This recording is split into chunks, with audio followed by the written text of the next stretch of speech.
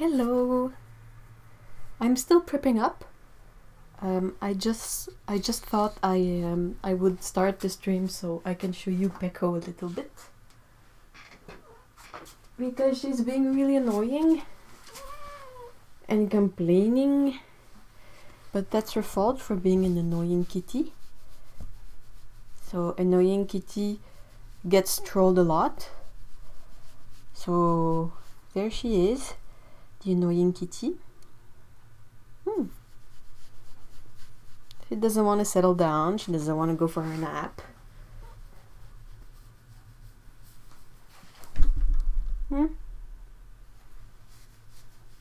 Hey, girl.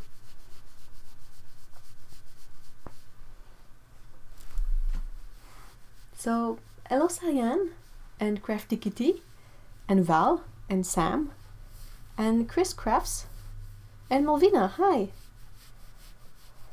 You all get to see Peko being a bratty little cat today. You're feeling restless? You bratty little thing.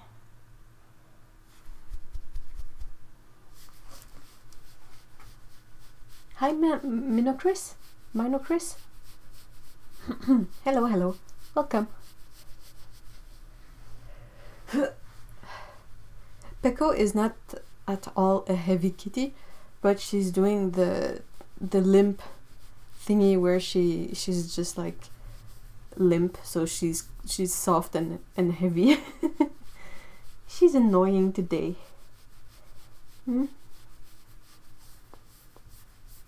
Hello Abby. Oh, and Trial. Oh, that's okay, Val. Here you can catch a kitty break with me and Peko.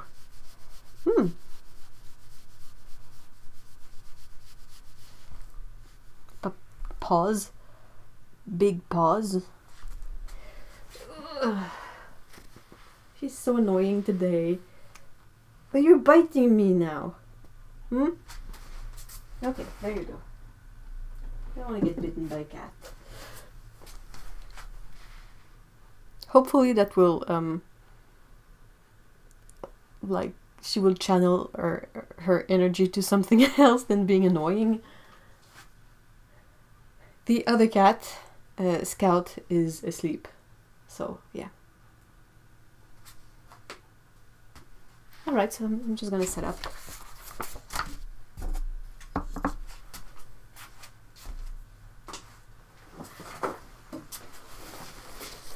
Val is remarking on the fact that she's rearranging her studio, and it's at the unpleasant stage where you sort of have to make a huge mess in order to make it tidy again. Like you have to take away everything from one place to sort it out and then put it back together, but in a better way. But the stage where everything is out and you cannot walk anywhere without tripping is not the fun stage. There, you again. The Peko is back. I'll try to channel her energy to Val. Hi, Patricia.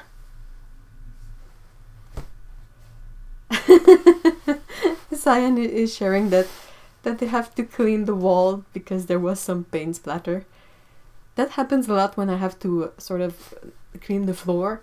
The pattern on the floor is really it's good camouflage for paint splatters, so sometimes I will wash a bit of the floor, usually when a cat has been sick, and will like find some colors that are definitely not part of the of the floor.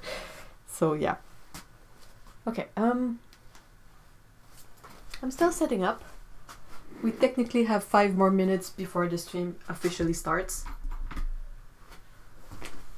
I'm gonna grab some water. Make sure you have some water.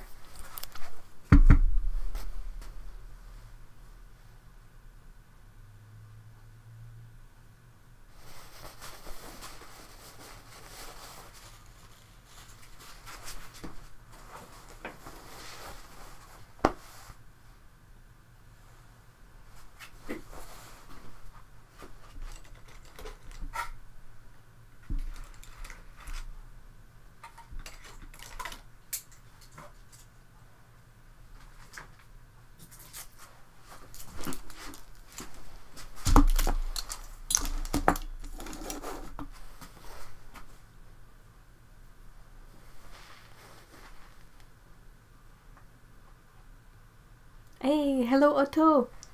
How are you?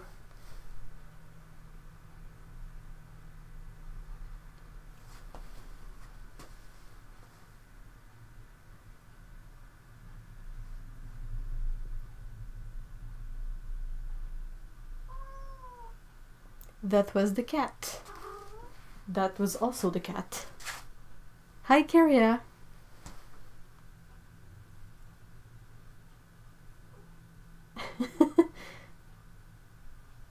I'll see about grabbing Peko again.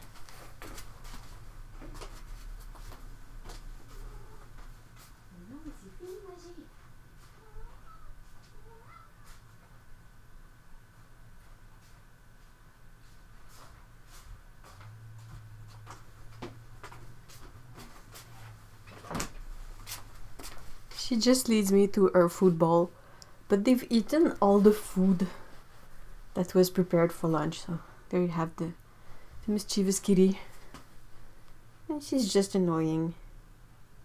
You are so annoying. Why are you so annoying? Huh. Maybe it's spring. Maybe she feels a bit like she's missing out on the weather outside by being not an outdoor cat. But she wouldn't survive outside. She's way too skittish. And she's scared of everything. You would get squished. And besides, they don't have your favorite food outside.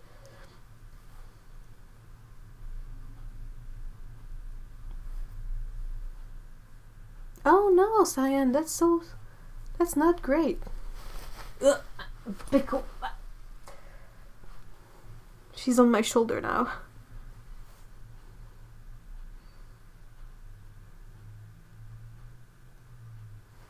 Alright, so now instead of a parrot, I have a cat. And if you hear a ruckus, that's her jumping everywhere.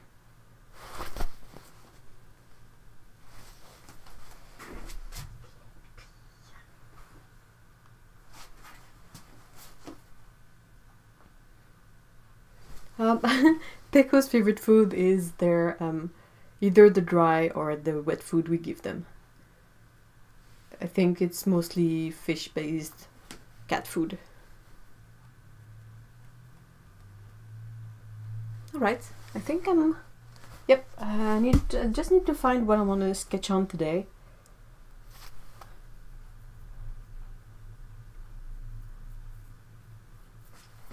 I think I'm just gonna grab this.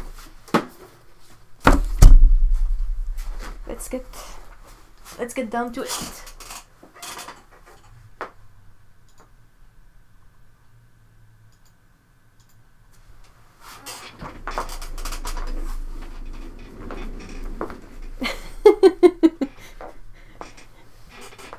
Peko is being funny. She wants to bite me. Bite me, you big rat.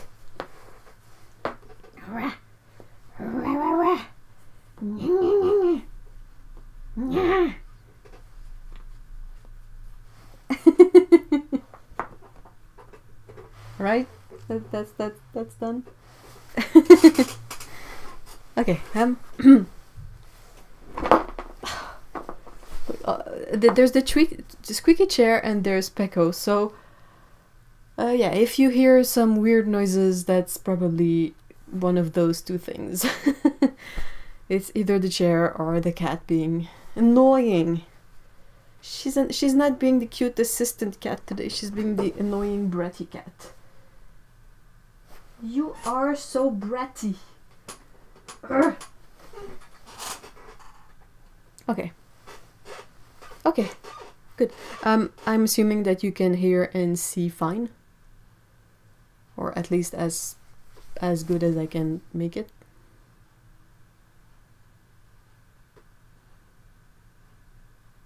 I was checking a video about cats recently, and they were sort of saying that like everybody loved cats, and you would find them in all the Yep, yep. Alright, I've got a really insane kitten with me. Don't break anything. Okay, yeah, cats. So basically the Vikings, they would bring cats with them on their boats. Probably as a mouser. But yeah, they had the special thing for orange cats. So when you look like in the world, the places where the Viking went, often you can see a correlation between the place where they went and the number of orange cats that are found there, which I think is really cute. Okay, question. Any Schminke color recommendations from the new 35 colors set?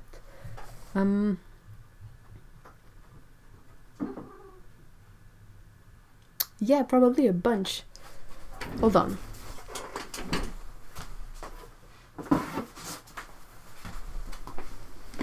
Yes, Eve is me. I am the live streamer. This is my channel. Eve Bolts. I think I've put the Schminke new colors in there.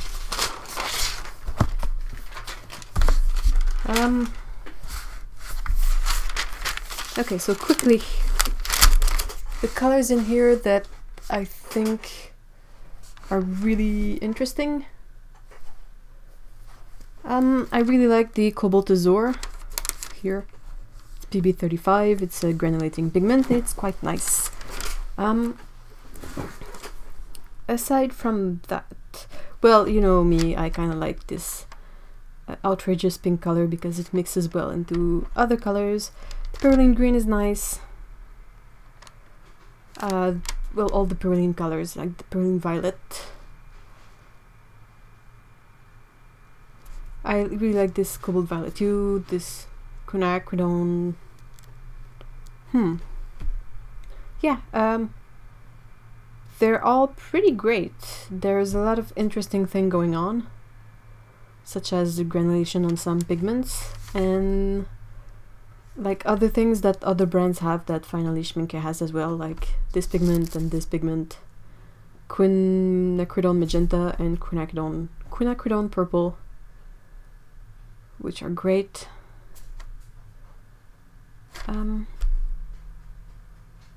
Oh, damn it. Code Brown, I'll be right back.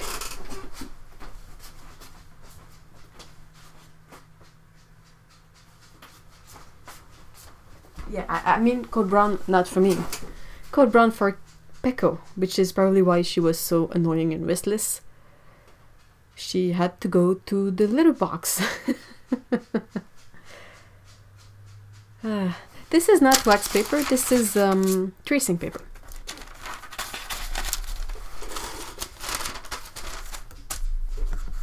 But I'm guessing that wax paper would work just as well. It's just easier to stick down tracing paper. Sometimes wax paper will just not stick to the tape or anything, so it's kind of difficult. Alright, I'll be right back. I gotta check on my toxic kitten.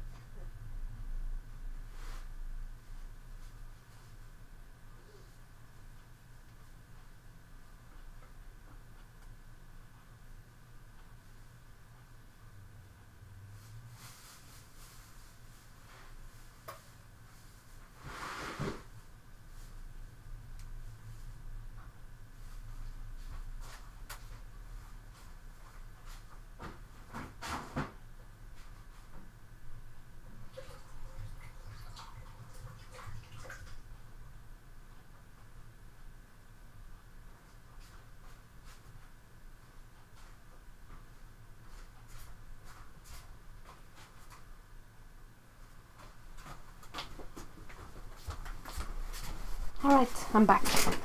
Sorry about that.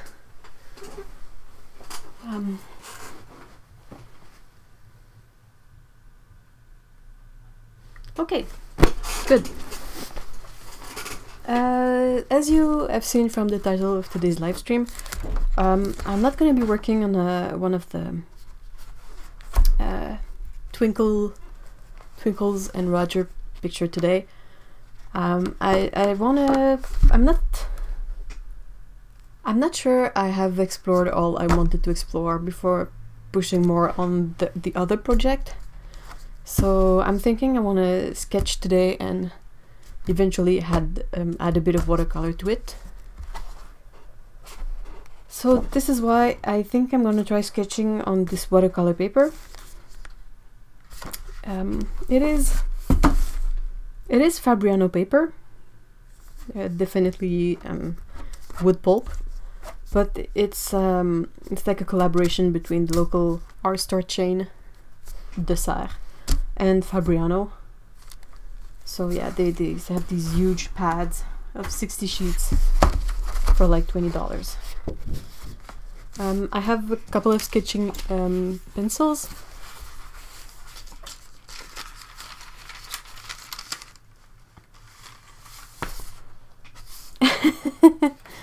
Val, are you saying that I gotta do different things as a way, like as a reproach or as an encouragement?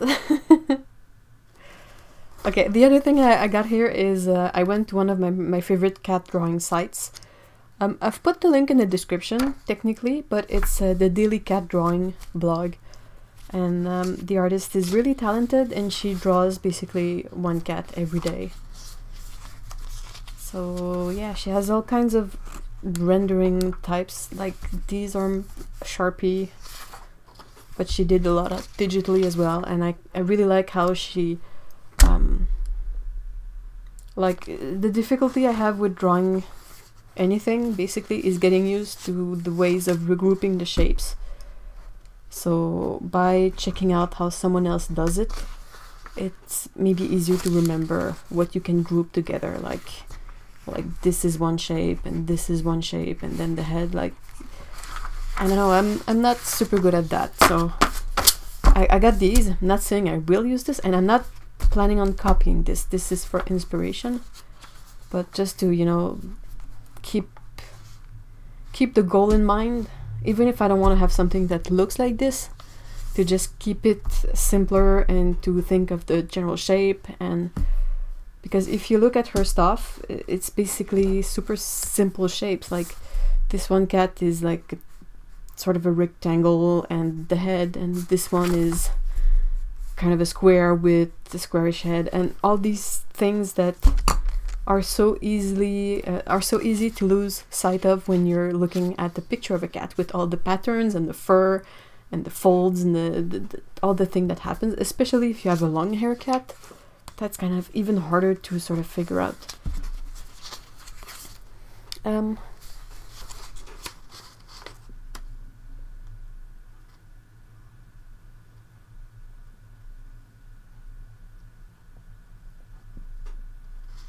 Okay, so yeah, I was just catching up on the chat, very sorry about that.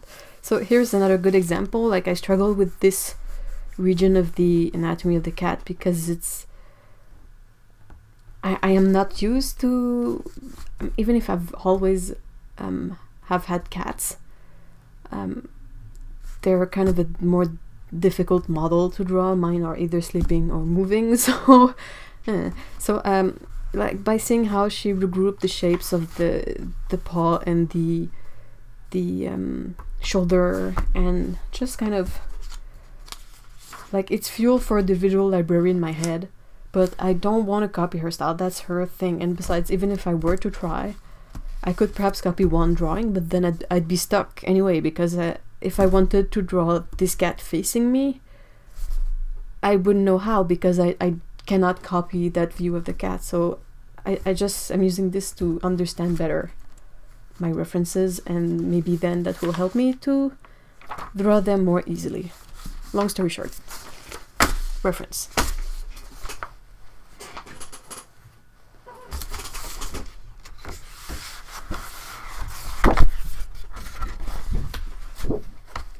I love that this pad, the sheets are super easy to remove from from the glue, because if you've tried removing sheets for something like an arches pad, like I have to fight with it, and I have this special tool that I use. Oh, there's one. It's a leaf, obviously, but it's made to help separate sheets from blocks. It's made for that purpose, and I still struggle with my stupid arches pad. Not even a block, a pad. So yeah, I like it. This is just like you fold it over and there you go.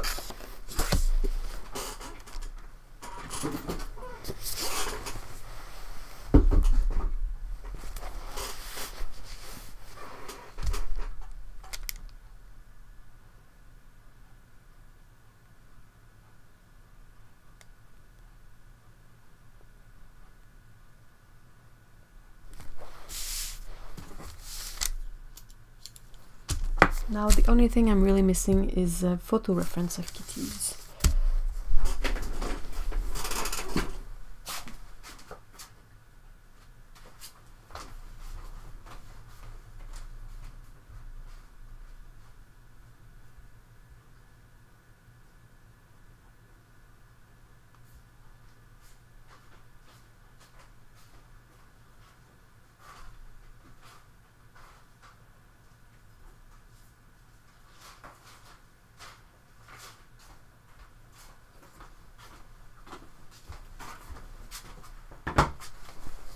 I'm sorry, I went to get my my phone and a small book.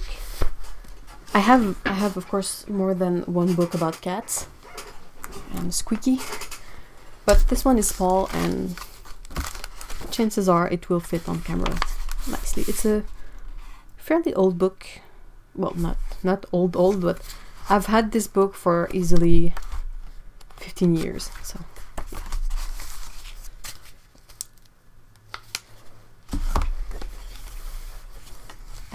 Otto is asking if I've tried using just a standard flat palette knife on the arches pad. I should really try. I think it's yeah, I think it's sharp enough that it would work well. I'll try it out.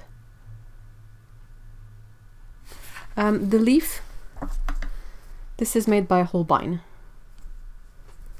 I like this so much I got two, just in case if I were to break one, I would be heartbroken. So I have two of these, because you never know.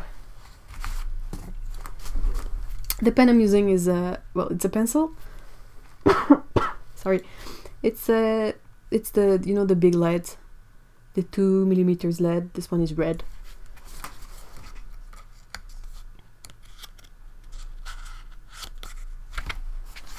Okay, so I'm just going to start with the first cat on the page.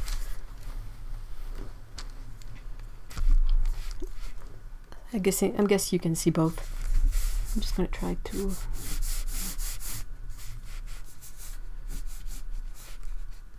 Like, what I like of this cat is that it's smooshed on the floor, so I'm going to try to keep that in mind when I try to work it out.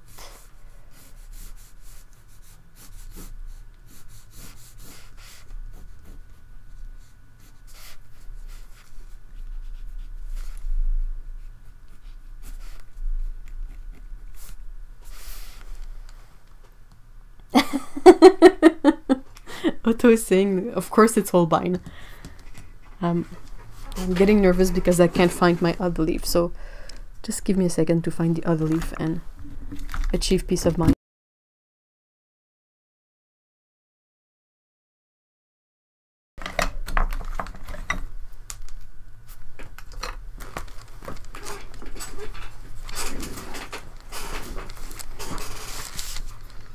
Squeaky, squeaky, squeaky. Okay, back to this sort of bored looking floofy kitty.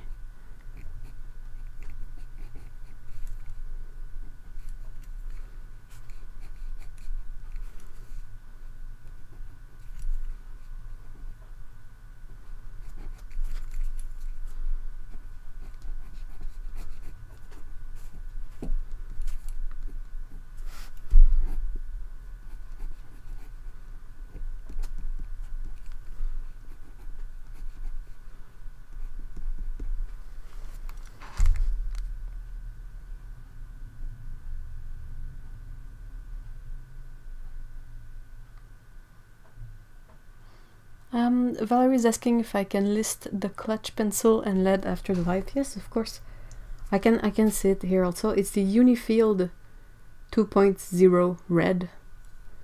What I like of this one is that it's like a regular lead, you know, mechanical pencil. When you click, the lead extends like by one click. Usually the clutch pencils, they're more like you just, the moment you press on the thing, the lead just comes out and you cannot control it. But this one is a bit more accurate, so it's by Unifield. They have a 2H and an HB version as well, I think. I got it from Amazon. Because, again, it's a Japanese pencil. If you want a good pencil, buy a Japanese pencil. They know what they're doing. No, I'm saying that, but I think I have like either Japanese pencils or American pencils, I guess, because I really like the Alvin pencils. But I really trust them. This is a Uni as well. Like, I know what I'm getting. I like these because they have metal here for the hold, and I like the weight of that.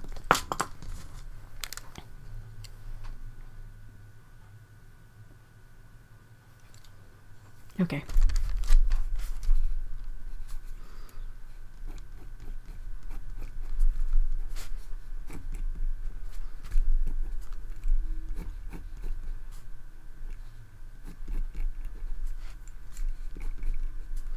I've also put in Otto saying that I should have been born Japanese.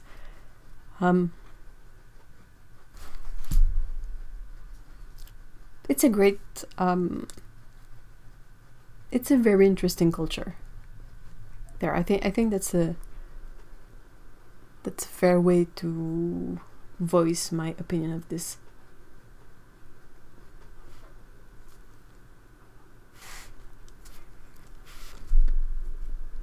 It's like anything. It has good things and bad things, but I find myself coming back to a lot of Japanese things because I find them either interesting or well made or well thought out, or, you know, there's always something that I'm like, well, why aren't we doing this that way?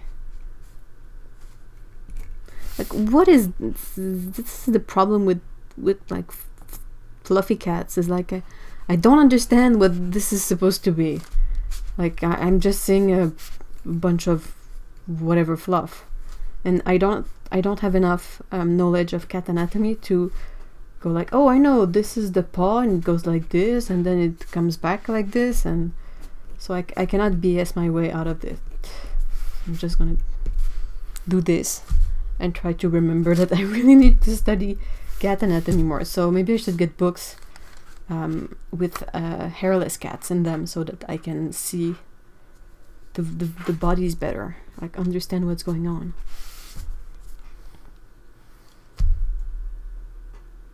Hi Jacqueline, welcome.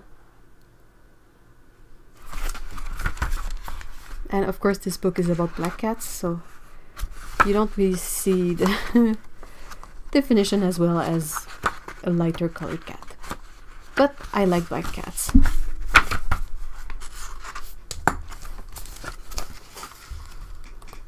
Just gonna try to find more. Aw, faces.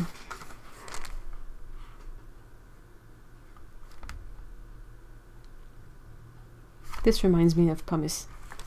Oh, speaking of Kitten Academy, if you look in the description box, I've also put a link to their latest kitten close-up. If you are feeling blue today or things are not as happy as they should be, go check that out. The kittens are just really funny at the beginning. They have like the kind of, not crazy running everywhere kitten thing going on, but just crazy, like, hey, I'm gonna flip on my head for no reason, and that's really cute and funny. So I've put that there as well.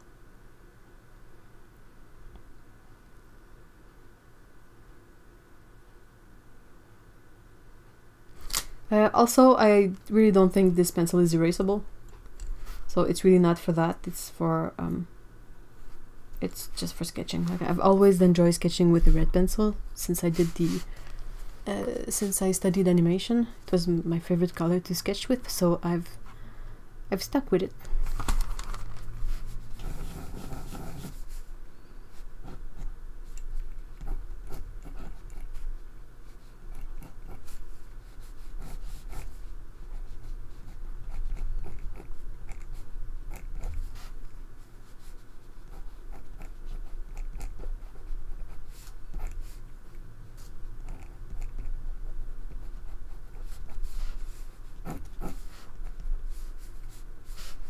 Yeah, I'm guessing that the book about Black Cat is probably not a super great idea.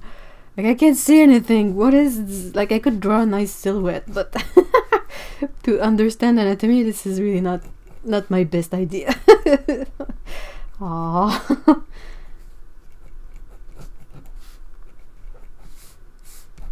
I'm too stuck in the silhouette. Which is super important, by the way. Like, silhouette is really important to understand a drawing. Like, even if the drawing is not good, if you have a clear silhouette, you can get away with a lot more than if your silhouette is super confused.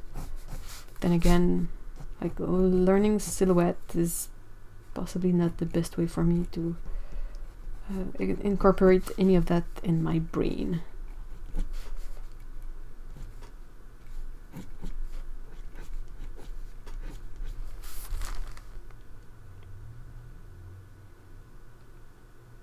The cat doesn't look happy. No, they don't hold. I'm guessing that the photo shoot with cats is probably very difficult. Aww. It's a book in French. So yeah, it's kind of funny. It's really like a book for kids, but it's kind of cute. They have like the cats have personality, and all the cat models in there have names, and they give you name ideas at the end. And practical guide. Aw, kitten. Okay, I'm gonna use the phone.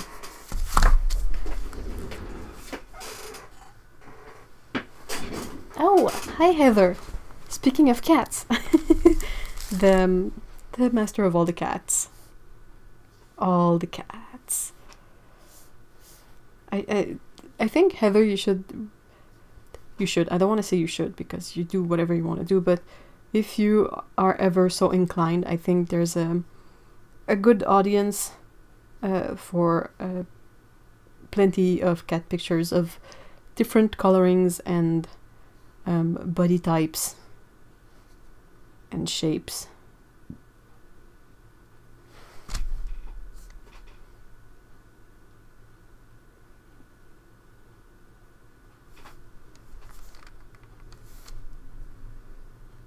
I'm gonna check for hairless cats. Not cars. Cats. I cannot believe that my phone doesn't like automatically puts in cat instead of cars, because it should know better.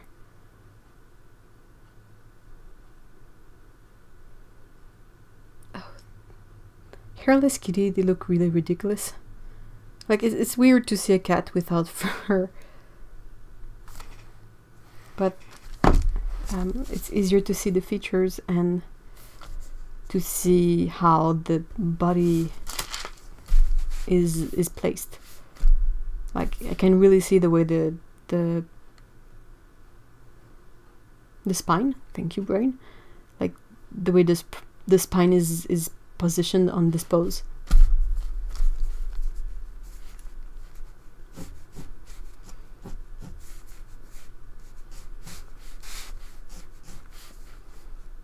Looks like a little chicken.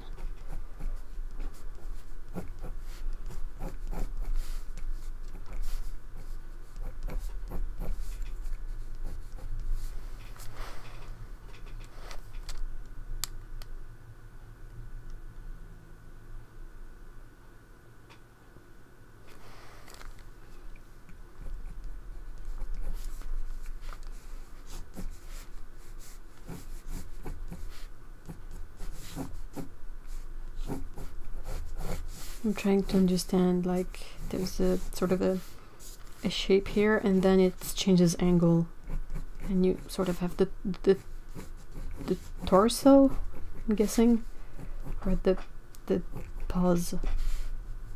Well, that would be the shoulders, I guess. I know nothing. I love cats so much, yet I know nothing about them. This is so embarrassing.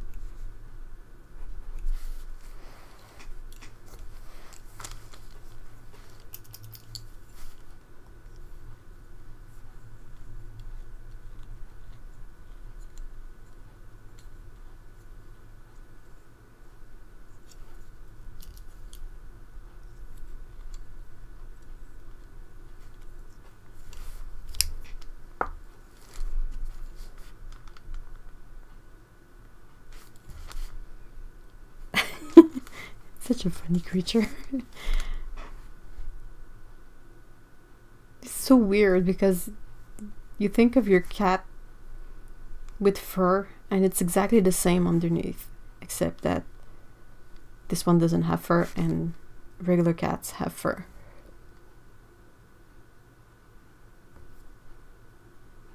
Ooh, Cascade Green versus Spirulina Green, really tough choice.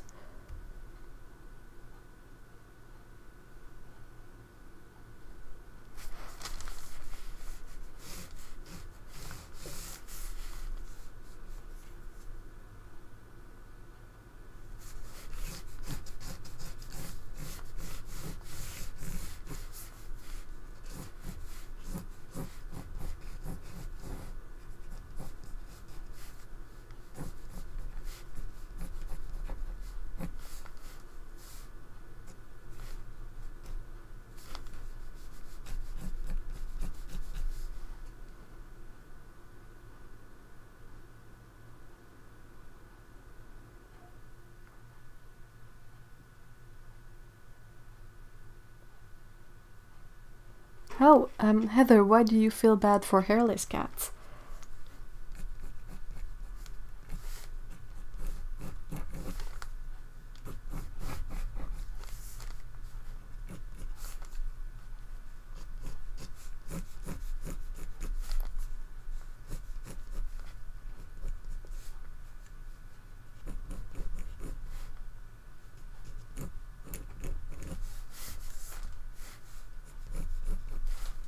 I hope the scratching noise of the pencil is not bothering anyone.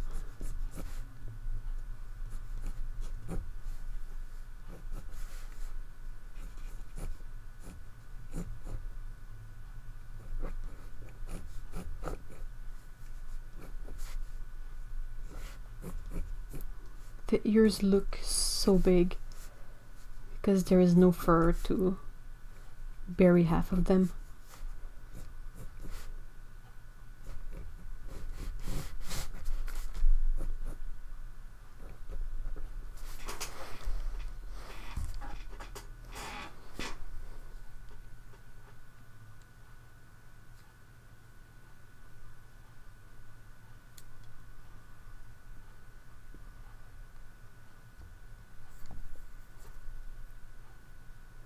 I'm just rapidly catching up on the chat.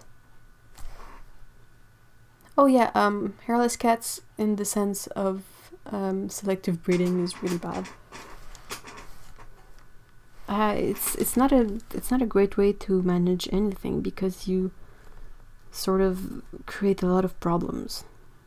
But I mean, if you say you happen to have a litter of kittens and one of them doesn't have any hair for some reason,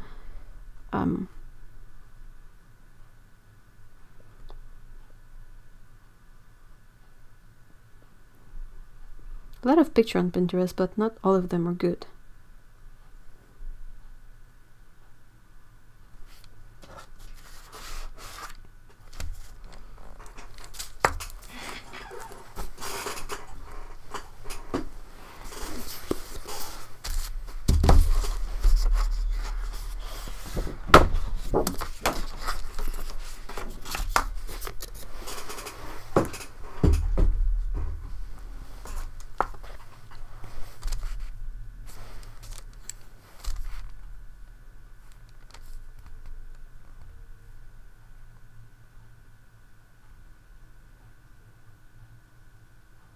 Okay, Heather is saying that as it is, cats, which originated in the hot desert climate, have had to acclimate to our cooler indoor temperatures. They combat this by laying in balls and sun puddles. By taking away the fur, you're hindering their ability to stay warm in our cold houses. That's very true. She adds that that's why people with hairless cats have to clothe them. Unless they live in a place that's really, really warm, I guess, but yeah. And then again, even if you don't, even if you live in a place that's really warm, they don't have any sun protection, so they can get sunburns and eventually cancer. So you still have to take care of them. I don't know if there's a cat-safe sunscreen, like the cream. But that's another issue.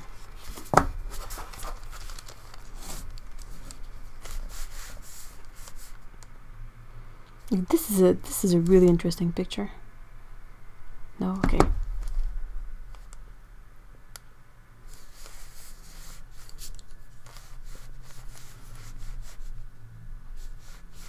I'm trying to capture the main interesting line of action, which is, you know, the curve. This curve. Just trying to capture it in a way that's interesting and not boring, because you can always copy something, but if you want to copy something, you can always take a picture. I feel that being an artist, I sort of have to use my artistic sense to try and make this even better, like to capture not only the picture but the essence of the image I'm watching. It's easier to do with colors when you consider colors. Like, say you were looking at a sunset that's really orange and you're like, I really want to make this color the focus of my sunset, so I'm going to make it even more orange than it is for real. But when you're drawing a subject, it's a bit more difficult, because you have to know which features to like not exaggerate but accentuate, and which features to sort of make more subtle.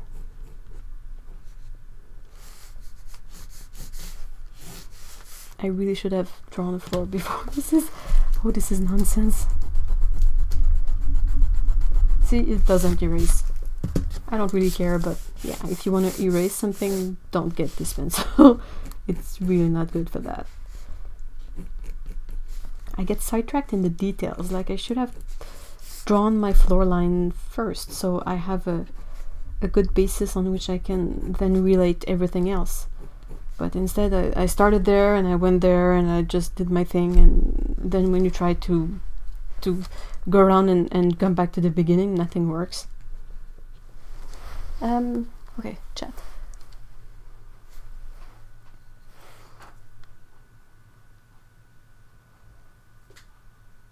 Heather is saying that hairless cats also have to be bathed regularly, otherwise they tend to get acne. Oh no, because they still produce the oils designed to go onto the fur. Since there is no fur, the oils just collect on skin. Yeah, and oils tend to either create problems or get rancid, so maybe you can end up with a stinky cat if you don't wash it. Poor baby.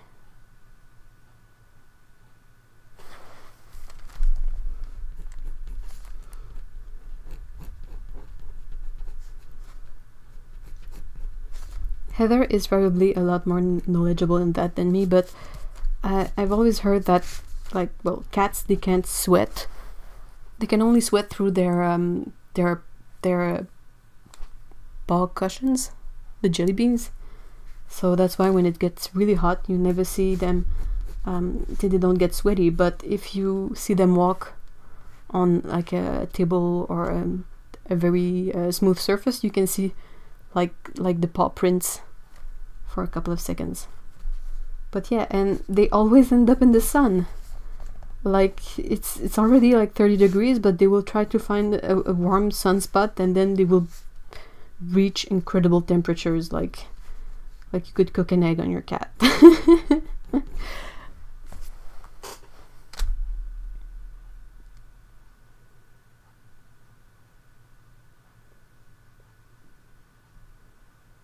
Heather is saying that the top of the back is almost vertical near the butt. Like this part. It's like their back makes a 90-degree bend almost. It's crazy how bendy cats are. Yeah. Yep.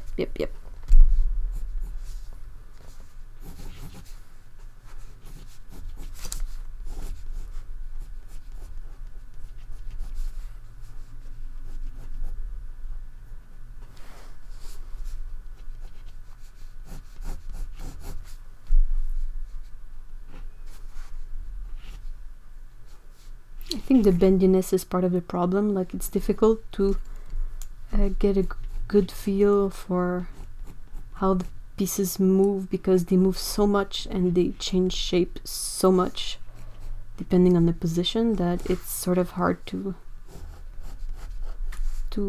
figure out. I'm sorry for all the bad cat drawings you will see, but this is the only way to get better, so I gotta go through the terrible cat drawings. If anything, I'm probably not doing this enough.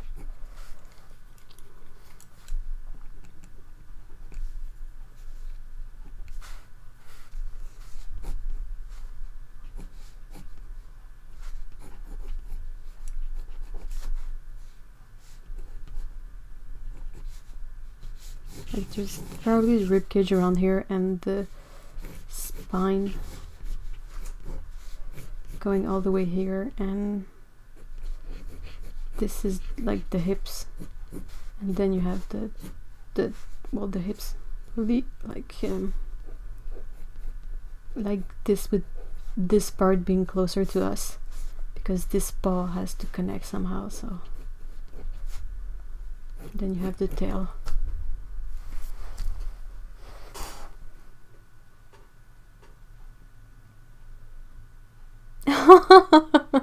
Aww. Lena is saying that their dog loves this stream. He watches the monitor and listens to it. Maybe he wants to know how to draw cats as well.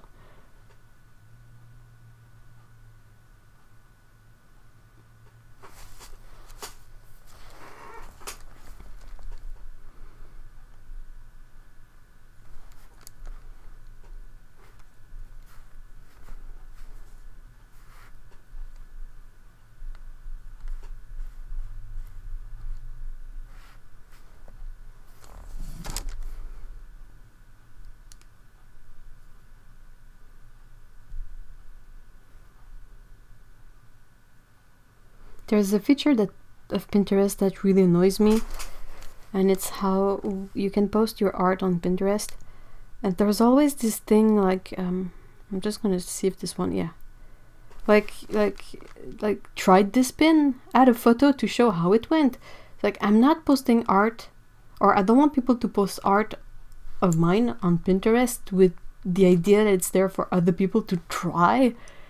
I mean, if you want to study a piece, I'm fine with it. Just don't put it on the internet. That's the whole point of learning. I mean, you copy things and you don't share them as if you had invented them. That's always been my whole understanding of this. So the fact that Pinterest has this sort of feature, like any artwork you can see, you can click on it and have you tried this pin? And then you have people who try to copy it, and I'm like, this is so dumb. There should be a way to categorize artwork so that Pinterest doesn't have this stupid feature like, have you tried this pen? This is not something to try. It's not a DIY. It's someone's artwork. The goal is not to copy it. You can get inspired by it, fine, but copying, that's just... Anyway, rent is over. I was looking at cat skeletons.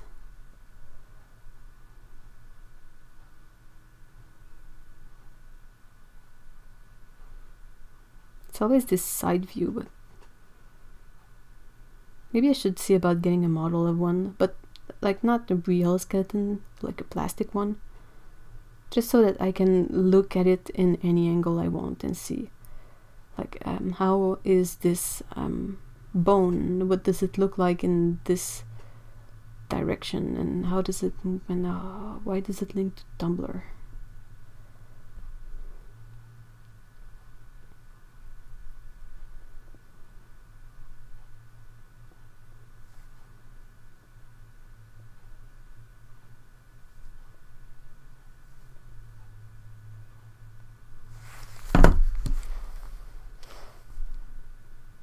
Hi Zoe. Okay. Just want to refresh my memory with the general parts of the cat skeleton. I'm kind of weirded out because I usually would draw from this to there, but the head is on the other side, so I kind of want to start with the head, but it doesn't feel natural.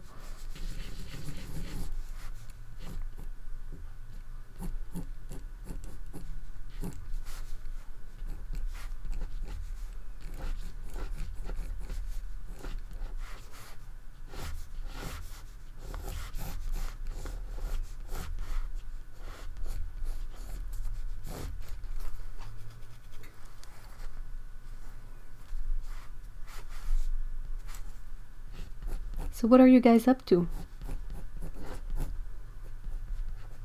If you have any questions, feel free to ask them. So I have a chunk here. It's really hard to see. Ugh. Okay, so that's the other side, fine. And I have the rib cage, which is about half of what? At the half point of the cat, maybe, so maybe around here I have the rib cage. It goes a bit like this.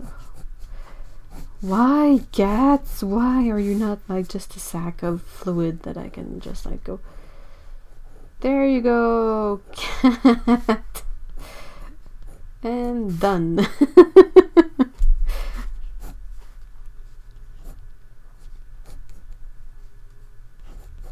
Like I can only draw these geometric shape because I don't understand the 3D shape of these things when it's on a flat drawing like that. So I'm trying to pay attention to the general shape and where things attach. Like the spine looks like it attaches to the top of this part here, and like you have some spiky bits here to fill in this place.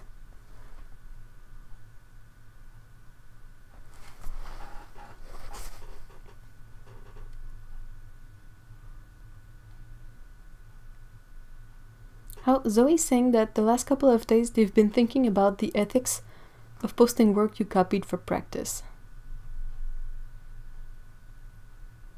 It's kind of a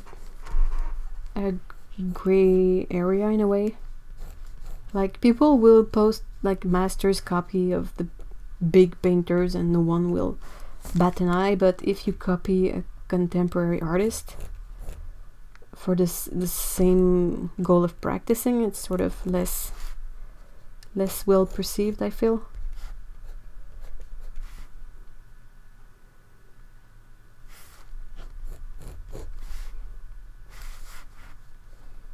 I try not to post work that I've copied from other artists because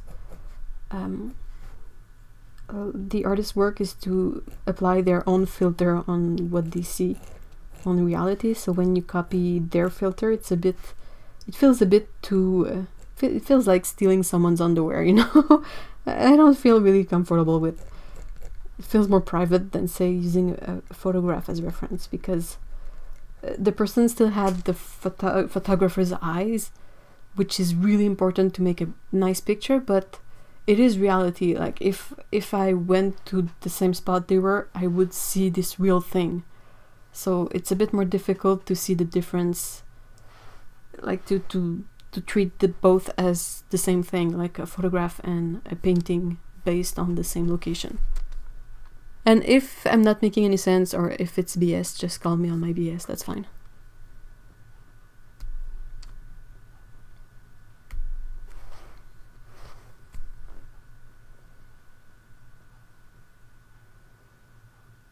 Jacqueline is saying, I thought you would always give credit to the original artist. Well, that's the minimum you have to do, but even if you do that, some artists may get angry that you copied their work and posted it.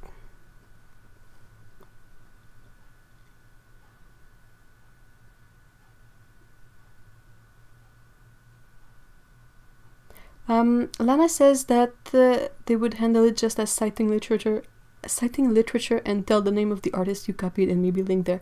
It's not the same as literature, because you're not showing the original painting and saying like, look at this painting by this artist. You're saying, look at my copy of this painting. So it's a bit like if you were, instead of citing literature, you were like rewriting it in a very similar way.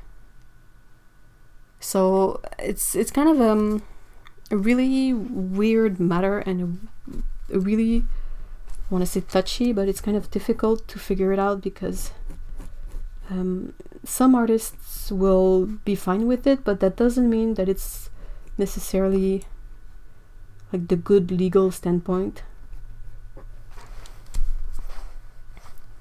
I'm catching up on stuff again. Zoe is asking, well, you should of course reference the original, but is it okay just to do that?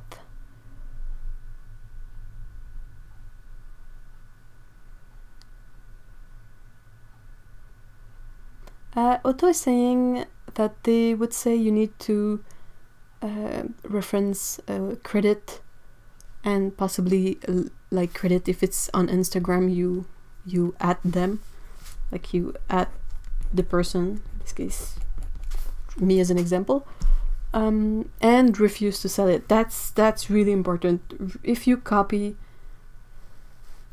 someone else's work, even photograph, it becomes a bit touchy, but if you copy someone else's artwork, you should not sell it.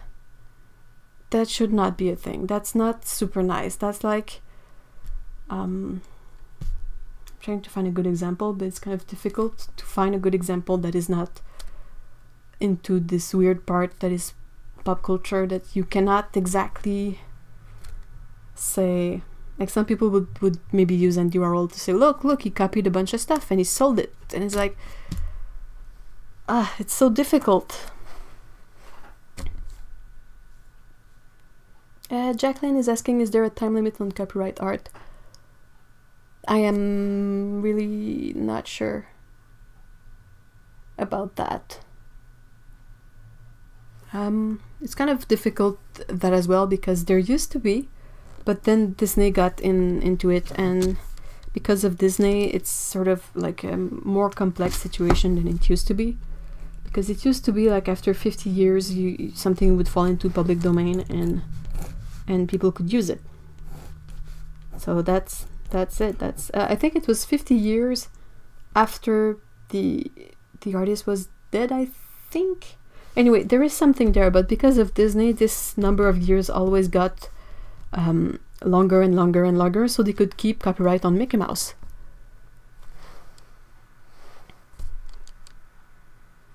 So it's really complicated, because it's not a simple, like, even if you learn the rule, it's gonna change at some point, because some big corporation is gonna go like, yeah, but I want to keep copyright on my Mickey Mouse. I don't want people to do like weird stuff with our intellectual property at some point. But other things, like if you take, for example, Sherlock Holmes, public domain. So that's why you can get a lot of weird versions of Sherlock Holmes. Okay, just catching up on chat. Patricia is saying that it's copyrighted for 50 years after the death of the artist or their last surviving family member. Val is saying that for copyright in general, it's 75 years after the artist's death, unless the family keeps copyright continued. Ugh, it is so complex.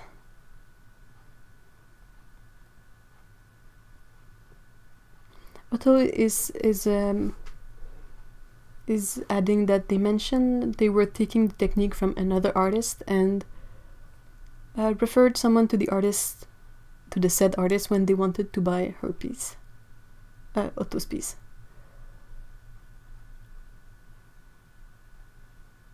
It's really like okay, people are saying it's theft, Eve, plagiarism. In in relation to what? With the delay, I struggle a bit with keeping track of what you guys are reacting to.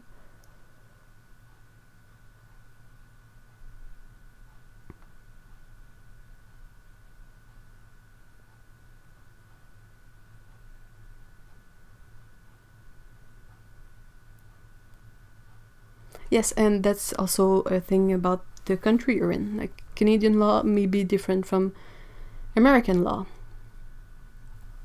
So it's like stepping into a minefield. And I mean, you've seen my demo paintings. I often reference pictures from that I found on Pinterest, and they're not always credited. But it's this sort of really obscure, like, I don't know, don't ask me, seriously, I really don't know, but if you look at a picture that someone took and you use it as inspiration, but you modify it enough, does it become your thing? Did you modify it enough to make it your own thing that you can then claim ownership of and maybe sell? How is it supposed to work? It is so complicated.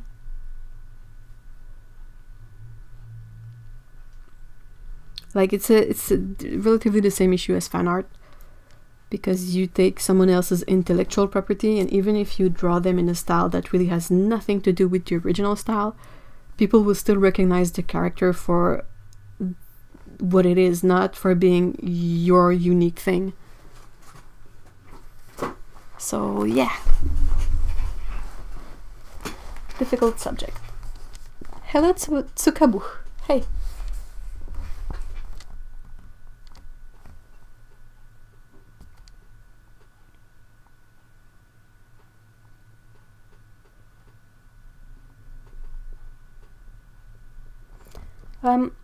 Otto is putting it really well.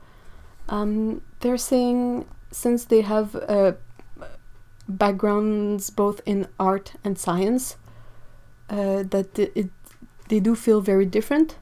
That science is working upon the previous work, whereas what Eve, me, is talking about is akin to copying someone's paper and calling it your own. Yeah, that's the difficult part.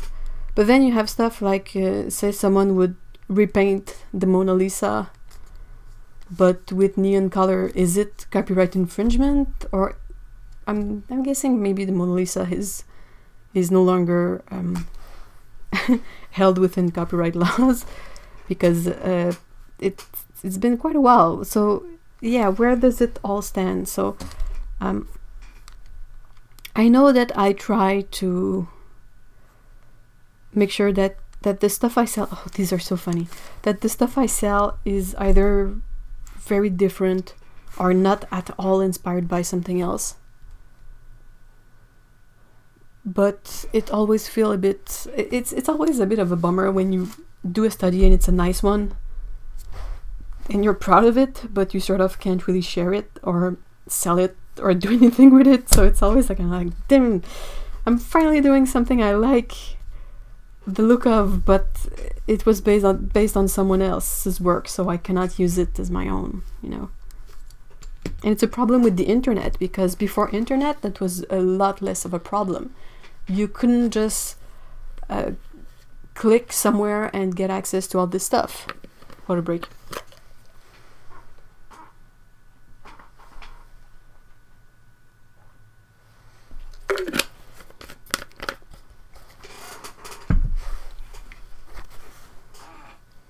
And it's so difficult to find credit for stuff nowadays too, because you have, since there is internet, you have so many companies that just will go online, will type in, say, cat illustration, grab whatever they can find that's decent enough resolution, and put it on stickers, put it on stationery, and sell it out of Japan, not Japan, out of China.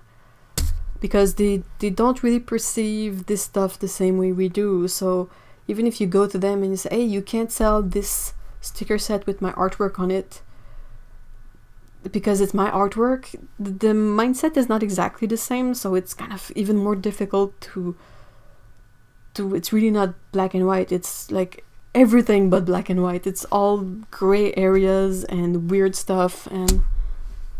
Whew. Okay. Chat.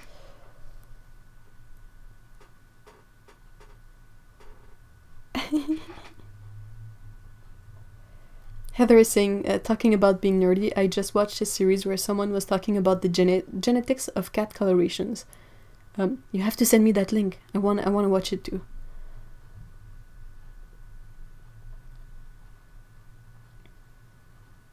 So Lana is saying, being inspired by art and paint something similar and copying it straight away, there's a difference.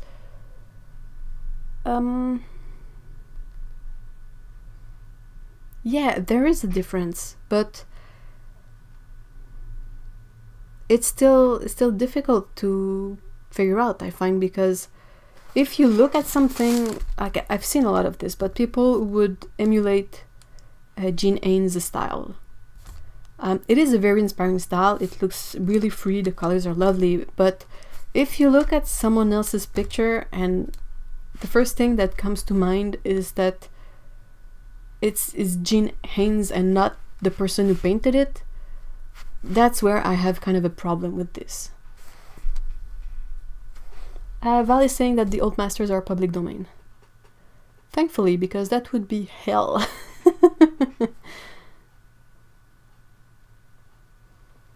Otto is saying, again on this topic, that yeah, what I'm talking about is making sure the difference is obviously there.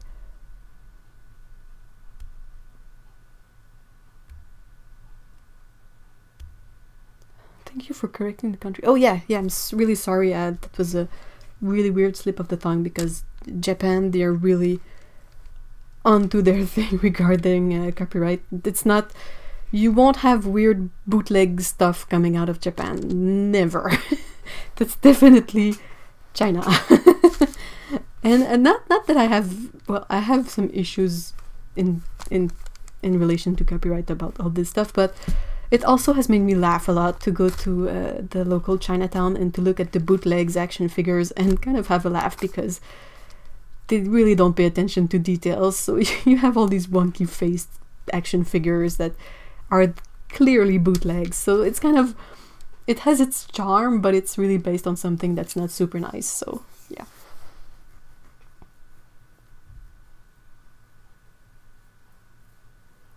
You can't copyright a style. That's I think you can copyright a style. Because if you look at something and it makes you think automatically of the artist, it means it's their own thing. So if you copy that, you're basically sort of leeching off what makes this original artist unique. Like, you can't copy black and white. Black and white is a type of rendering, it's a style in a way, but you can't really copy that because it's just a thing. But if you were to do a black and white painting in the style of Mike Mignola, everybody would think of Mike Mignola first. So you're basically ripping off their style.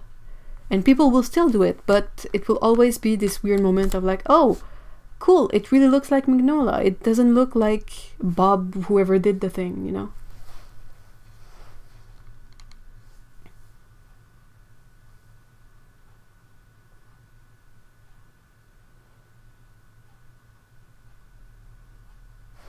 And yeah, there are other things that are like, if you use, like, if I were to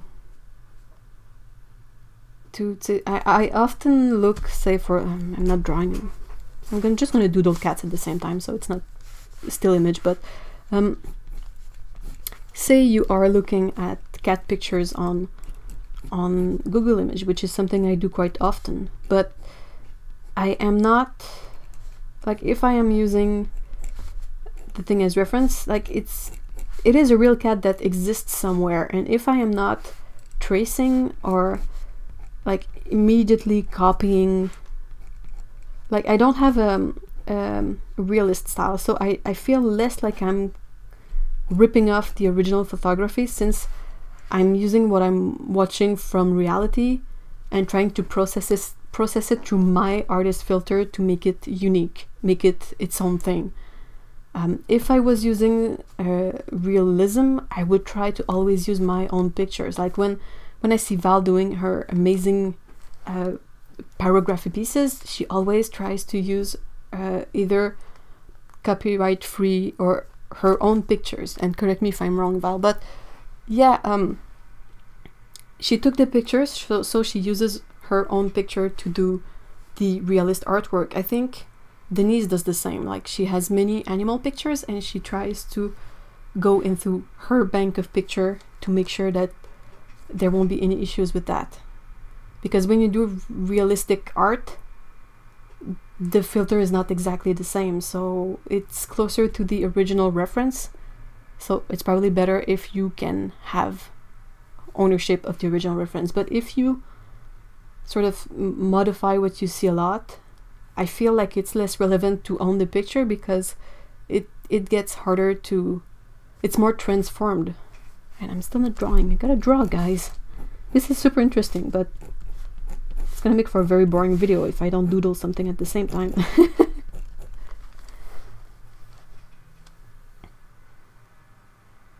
Yeah, Tsukabu has a good point with Lisa Frank and her artwork, how it's being copyrighted. If you don't know who Lisa Frank is, then you clearly were not there in the 90s, but she would do these amazing cartoony pieces with like super vivid colors, like pinks and purples and blue, and often in a rainbow order. But anyone who would see something like that would be, bam, that's Lisa Frank. So if you do something similar with the same like cartoony style and the same colors, people are gonna see it and go think, bam, that's Lisa Frank. And if you make money out of this stuff, you're technically banking on the fact that people will associate your work with someone else they know and like, and will buy it because of that. So that's the issue, I think.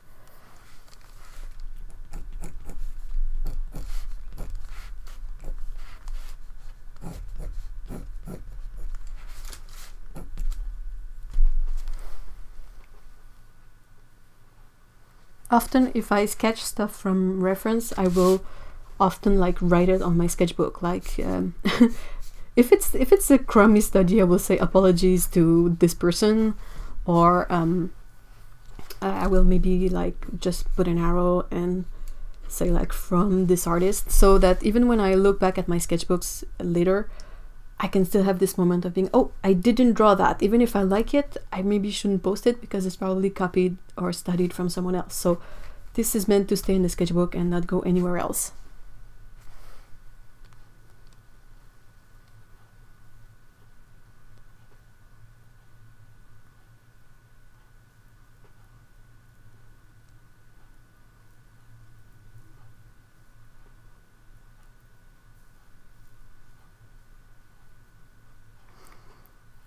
I still think it's a bit of a messy area. Val is saying that she just googled, you cannot copyright a style of technique, you can only copyright an actual art piece.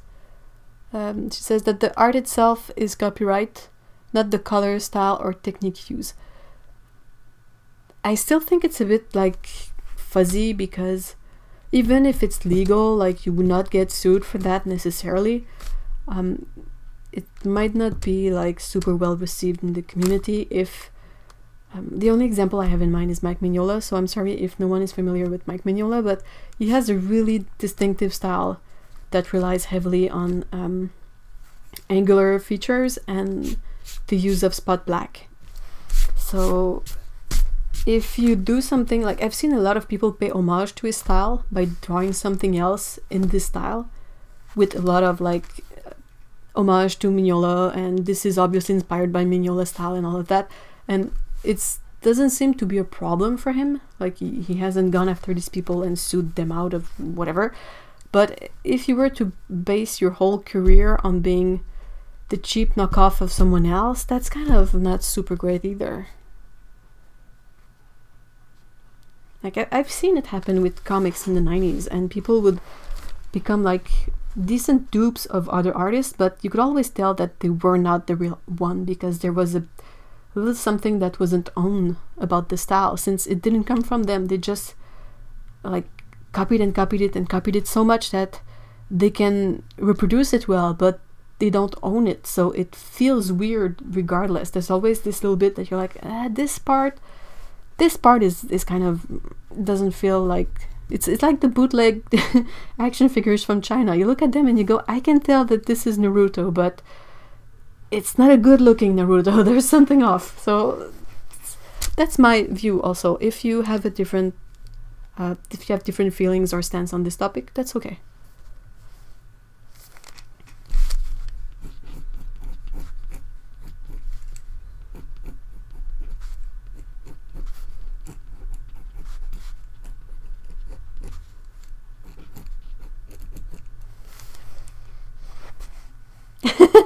Otto is saying that they just googled Lisa Frank, and that, wow, that is so 90s, isn't it? It's pretty epically 90s. I mean, it was everywhere in the 90s, and I was so sad because I had nothing from her. My parents would not buy me stuff from her. They would just didn't care. They're like, well, your school books, they're gonna end up in the trash at the end of the year, so we're gonna get you the super cheap ones that are not pretty. But I had this friend who would get all the Lisa Frank stuff. Like, she had stickers, she had notebooks, pencils, just name it. If it existed with Lisa Frank on it, she had it. And I was always like stunned and in awe of the way it was like, it's basically a sugar high in an artistic form, and it was like so awesome. And you look at all this stuff and like, wow, this is so like intense. And when you're like a kid, this really feels like your life all the time. It's so intense. So you're like, I want this, whatever it is, I want it. And she had dolphins, and I was really into dolphins as a kid, so yeah.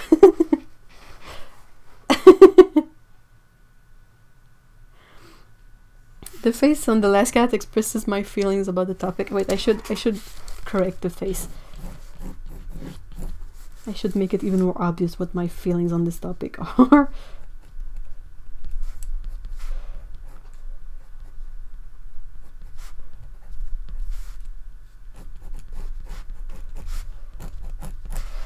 And like sweating and like having nightmares of copyright stuff. What is this? Why is it so complicated? Like, why?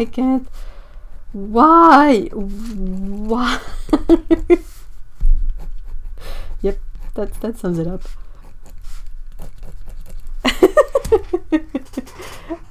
Sorry.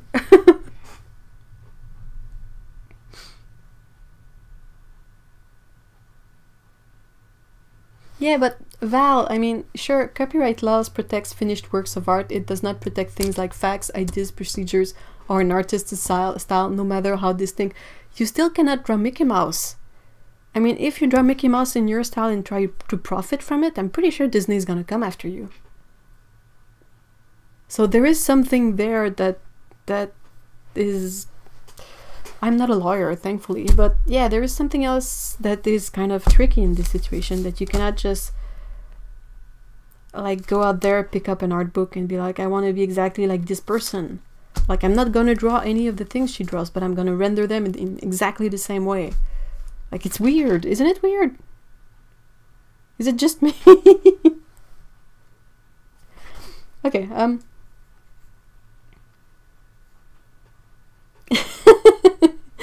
Zoe was not aware who was behind all these stickers and notebooks.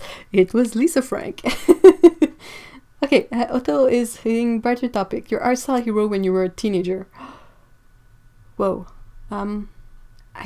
as a teenager. The Lion King, does that count? Like Disney's The Lion King was pretty much the biggest thing for me when I was a kid. As a teenager. Oh, 90s comics. Like Michael Turner and Witchblade and Image Comics.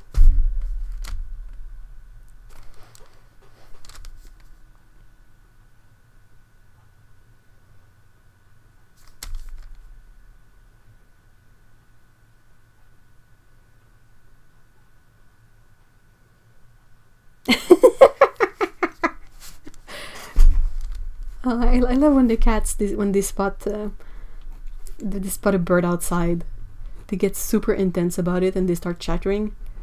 And like they used to think that it was, oh, that's so cute, it's talking to the bird, but that's anthropomorphism. They're basically just simulating that they are breaking the bird's neck with the chattering. So I always like, oh, he wants to kill it, and it's kind of less cute that way. I'm just doing whatever.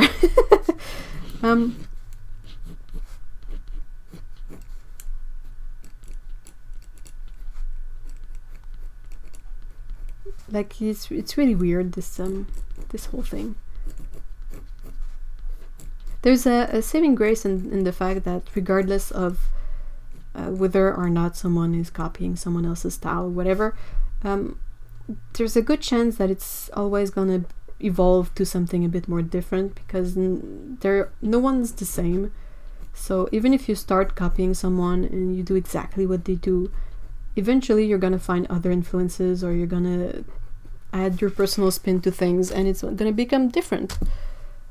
So then you are making it your own in a way. So even if you start being like a dupe of someone else in a way, well, if you keep at it, you're gonna evolve past that and become your own unique thing.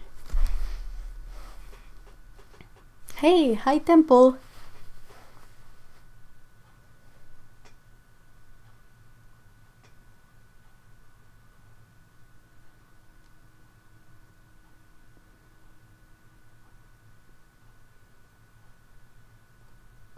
Oh, Otto is asking, your art hero in your 20s. Where was I in my 20s?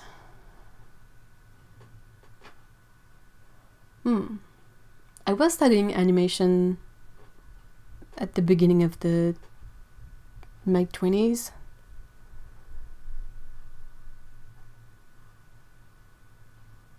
I think I was really into Samurai Jack when I was studying animation because of the colors and the way they were using like traditional paints to paint the background then. Trying to think what was in my sketchbook then.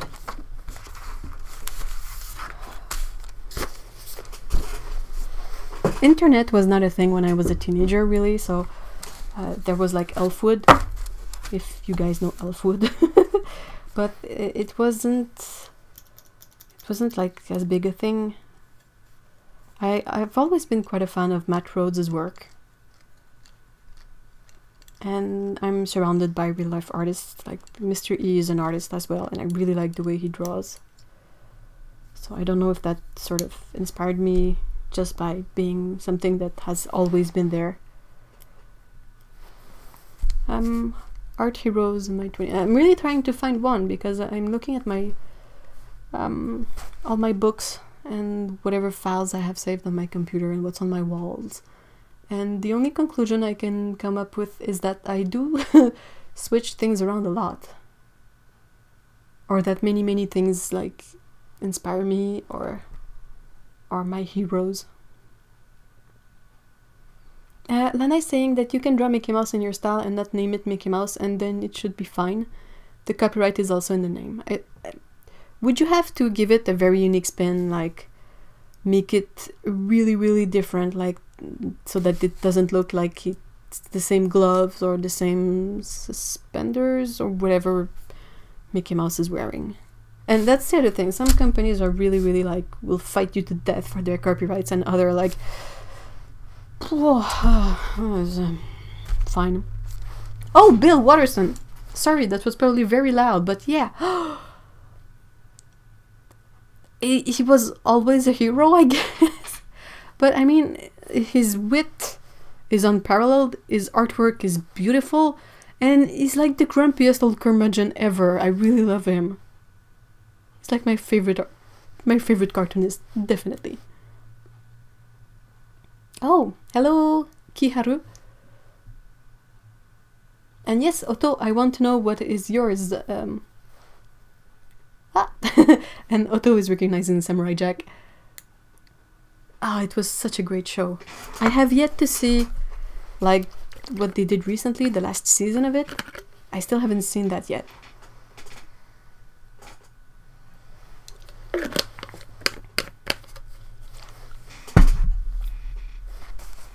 Hi, Vanessa. Oh, Diddle. I have never heard of Diddle.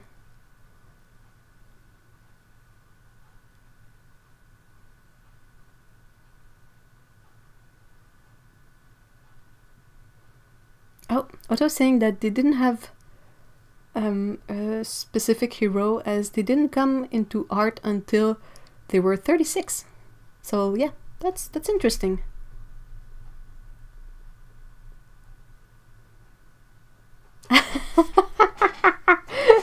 Oh, Valley's saying that they were a mod on Elfwood. Wow, that does take us back, doesn't it?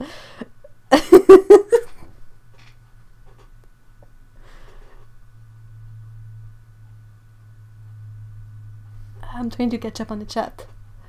Oh, Tsukabo, you wrote to Bill Watterson? Whoa!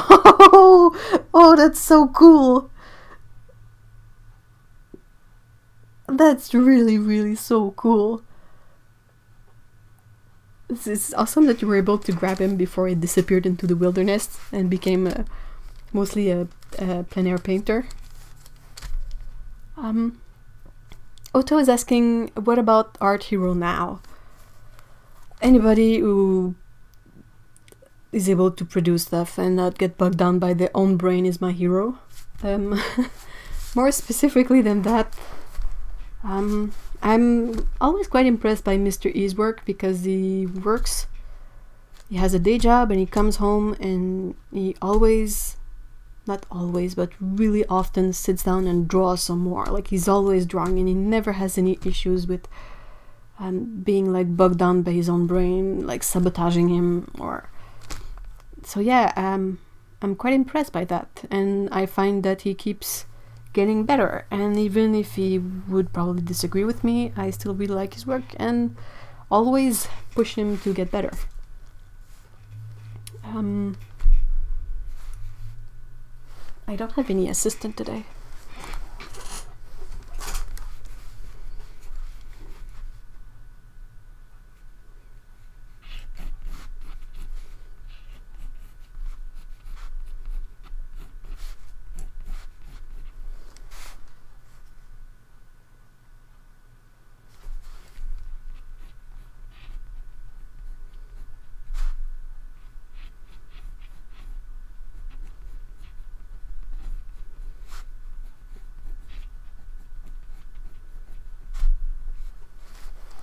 I'm still thinking about the hero question. I don't think I have a hero per se.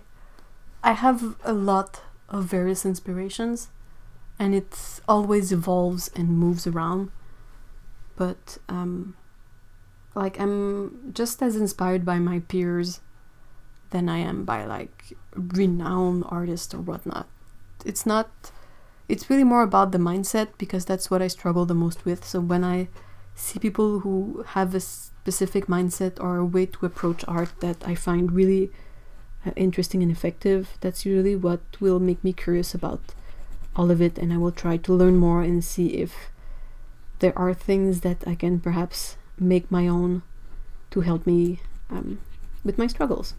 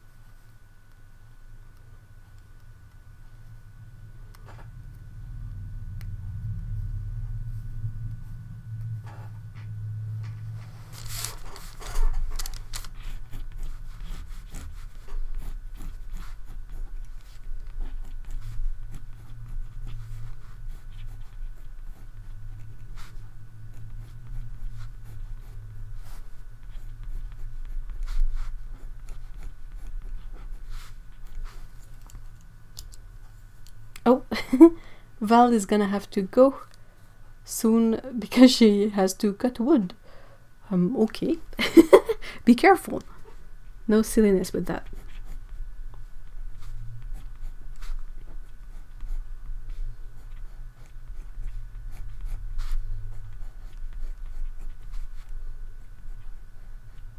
I'm just doodling silly drawings of both my cats as kittens.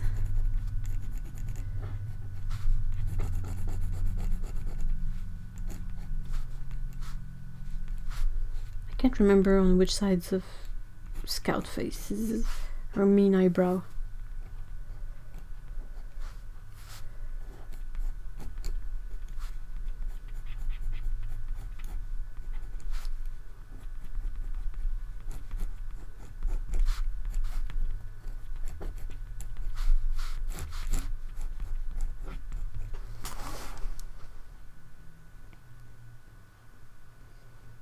Yes, I'm drawing. I'm drawing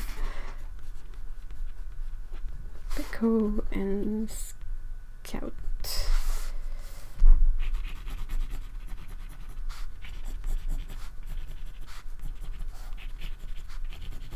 Oh, I have a question for Heather, actually.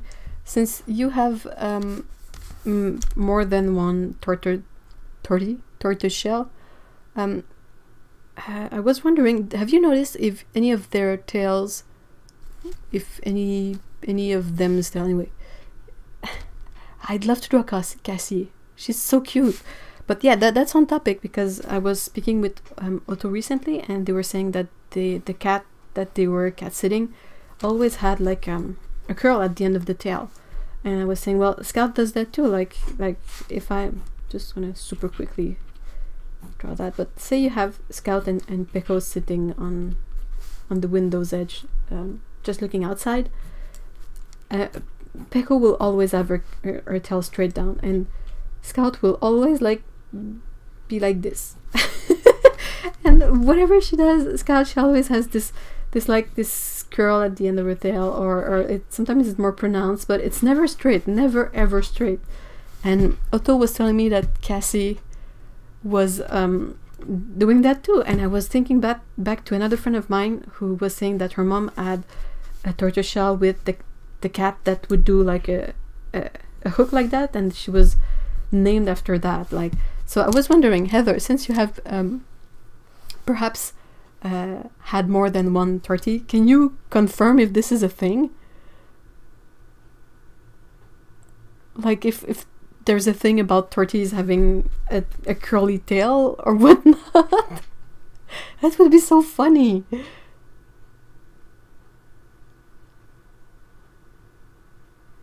I'm not sure how longer am I gonna stream until I can't speak. But I mean, if you have to go, Val, you have to go. That's perfectly fine.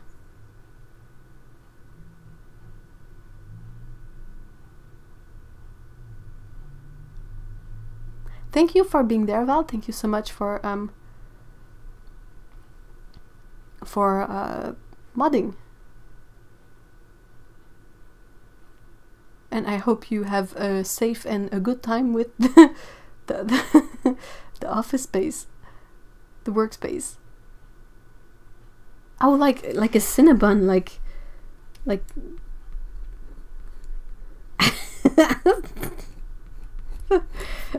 that's so funny. Like sometimes cows will also have like a, you know, it's almost like this, and then she has like the tightest little curl at the end, just like whoop. It's really funny, but it's never straight. I don't think I've ever seen Scout with a straight tail. Like even when she it will always like be when it moves, it will be like little curl, and then she will unfurl it, and then it will curl on the other side. Like it's never straight. Oh, so Tsukabu has a 30 with the curly tail, so that's 4. We are at the count is 4. 4 examples.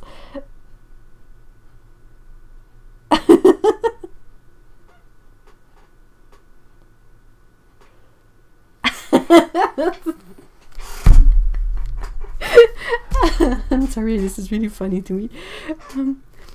Scout also does this thing where you have her back and legs.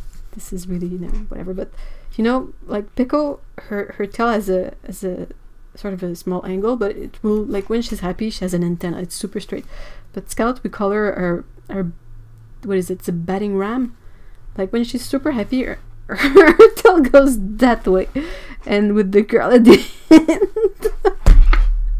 So yeah, so it's either the battering ram, yeah, the battering ram, or she's you know, a bumper car, because the bumper car, they have like the tail and the hook at the end.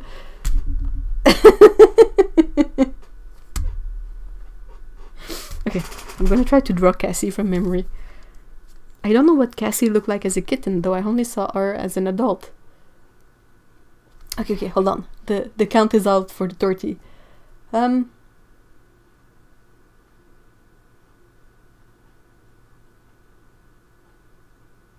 Okay, so Heather is checking. First one has a curly tip, so that's one more. Temple was saying that her torty has more of a straight tail, so I'm gonna put that into the straight, so that's one.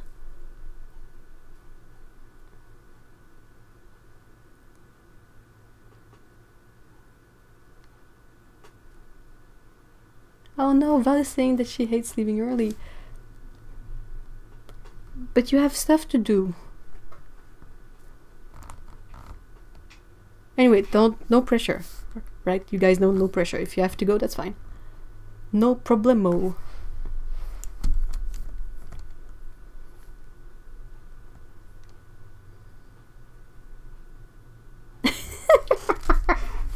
Okay, I'm gonna try to draw Cassie. Cassie, she has like a floofy face. Maybe I can check the pictures, but I think they're a bit further back in.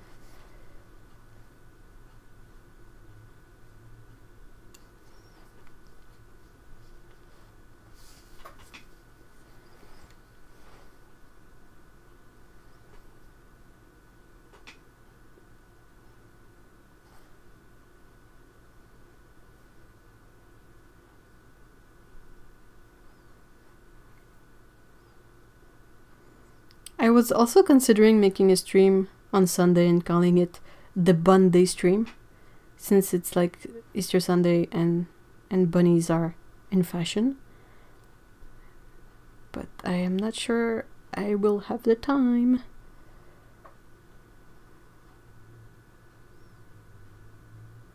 I'm just trying to find a good pic of Cassie.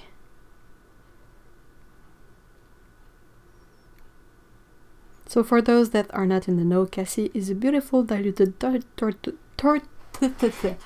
tortoise shell, and she has the most perfect grumpy expression, which is absolutely spot on for torties. I cannot say this word, by the way. Like tortoise shell, it's like making my brain hurt.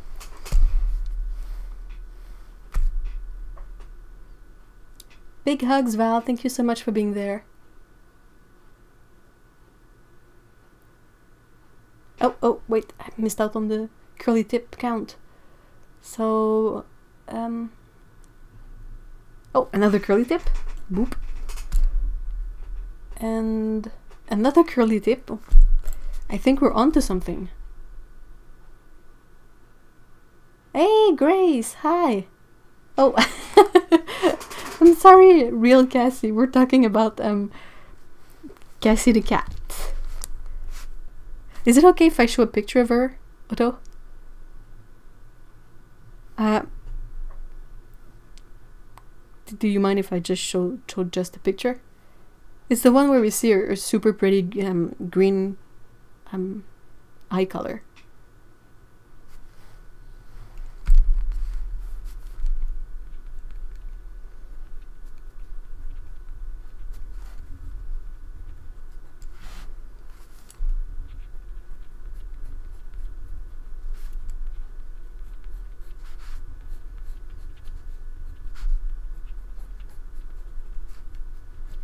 She's a super pretty diluted tortoiseshell, like with the gray instead of the black.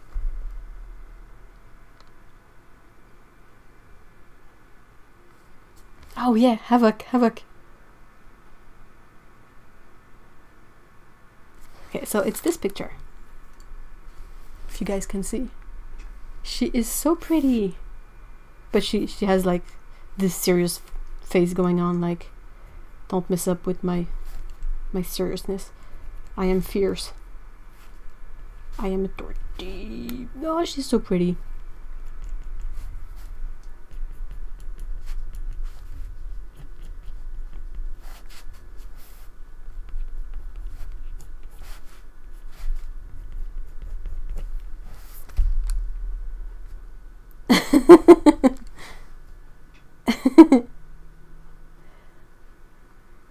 Oh, Bodhi. Bodhi was she a tortie? Patricia, was Bodhi a tortoiseshell as well?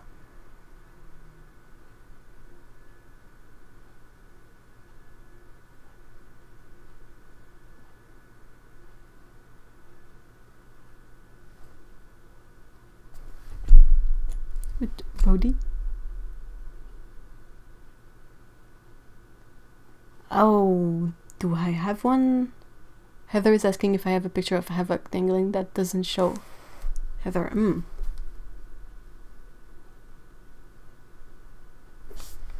I might have one, but I am not sure if... I think you might be a bit visible on it, but like your shirt or something.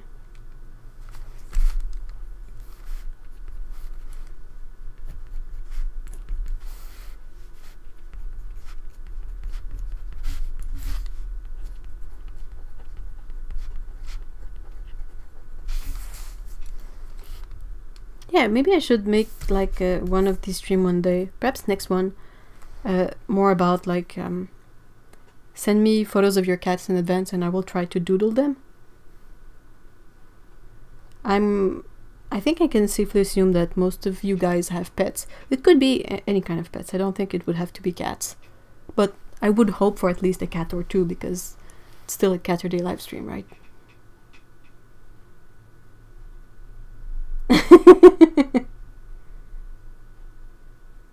Oh, Bodhi was a munchkin.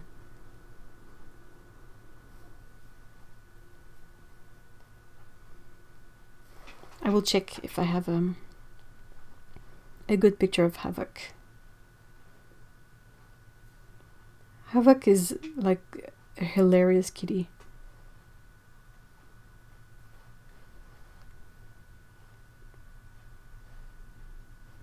Oh, I don't have access to the photos of Facebook on my phone. That will have to be for next time. Yeah, next week. Let's do that next week. Send me pictures of your pets for next week, and I will announce it like elsewhere as well. But if you are in the chat right now and you think you can make it for next Saturday as well, if you want me to doodle your pets, you can send me the pictures of your pets.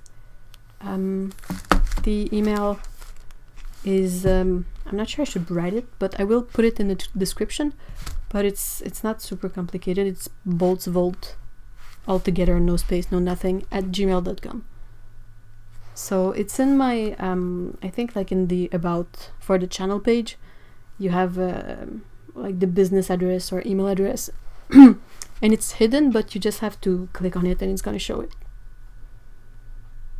So yeah, send me pictures of your pets and I will doodle them.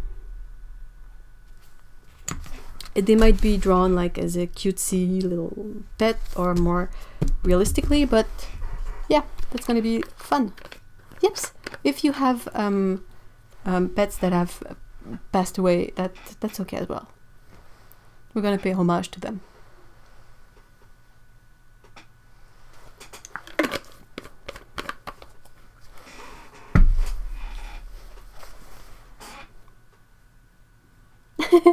Havoc is breaking the house right now.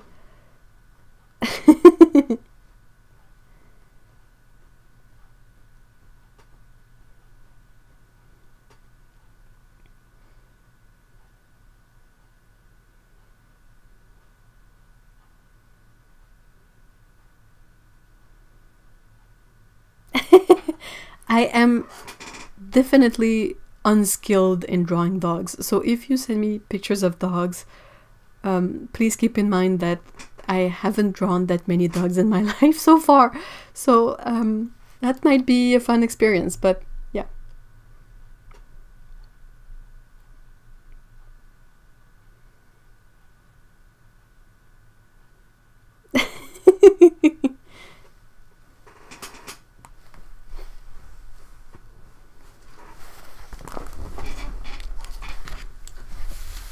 So I'm just gonna scribble a bit to fill this page, and then I'm gonna call it a day.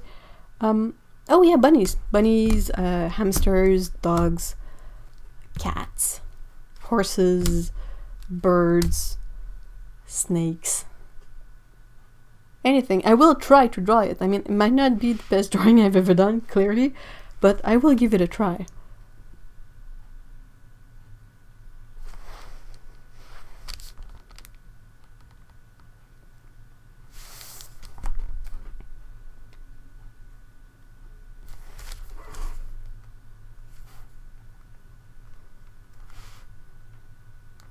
Trying to think what I can doodle. I'm gonna doodle more cats.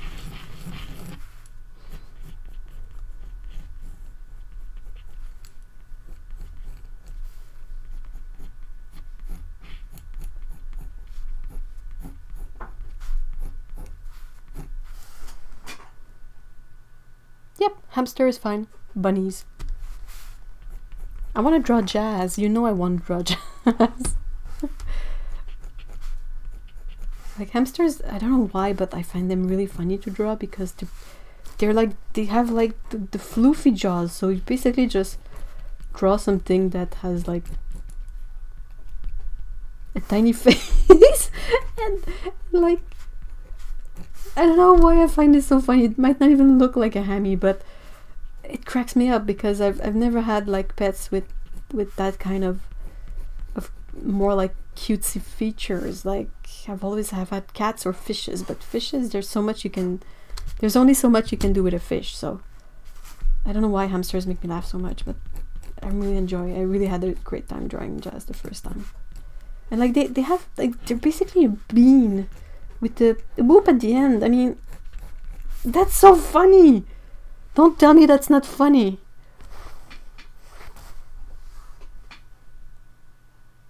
Oh yeah, you can tag me on Instagram. That's a good idea. I am on Instagram at Eve Bolt, all together, no space, no nothing.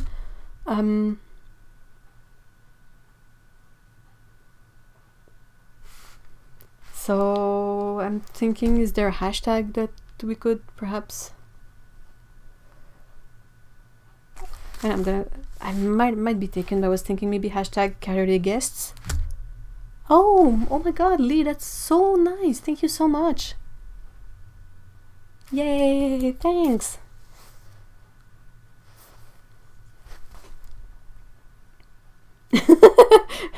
Grace is saying, what about the gnats that live in my plants? Ugh, no bugs, please, no bugs. Ugh. I'm not a bug person. I'm okay with most of them if they are a certain safe distance, but like if I see them too up close, I get really like it messes up with my brain. I'm like, what is this thing? How does it even work? It has no bones, but it moves. What is going on? Oh yeah, cool. So Otto has suggested the Eve draws pets. Hopefully that's not a very common thing. So yeah, sure. If you are on Instagram, you can sort of use this. You can @ me at Eve Bolt, and the email, I'm just gonna boltsvolt@gmail. Please don't send me spam.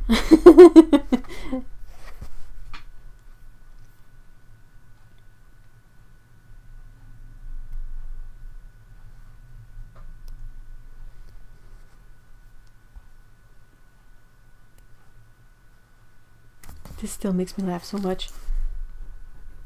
Whoop!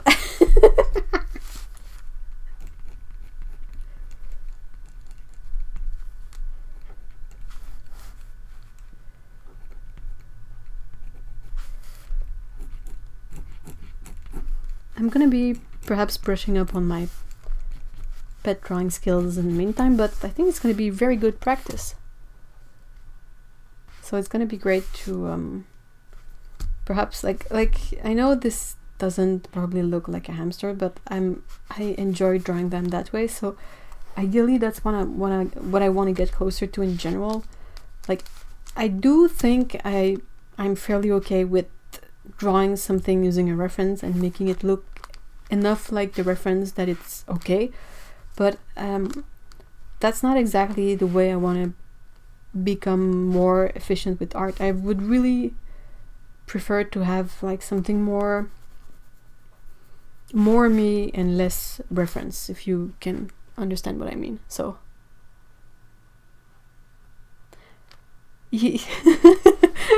Otto is saying two things, saying that they checked Instagram and that Eve Draws Pets is free, so excellent. So there you have it. And and they're saying, can a hamster join Twinkles and Roger? That would be so cool. All right, that's I had the picture with the magpie that was visiting, but maybe I could put in a hamster as well. That would be really cute.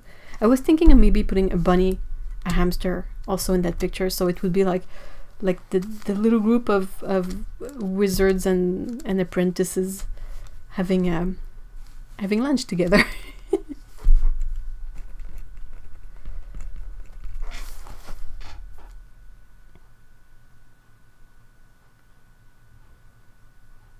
Twinkles, Roger, and Jazz. It does roll off the tongue. Yeah, potluck with the neighborhood for the group picture. I'm gonna put all this down so I don't forget.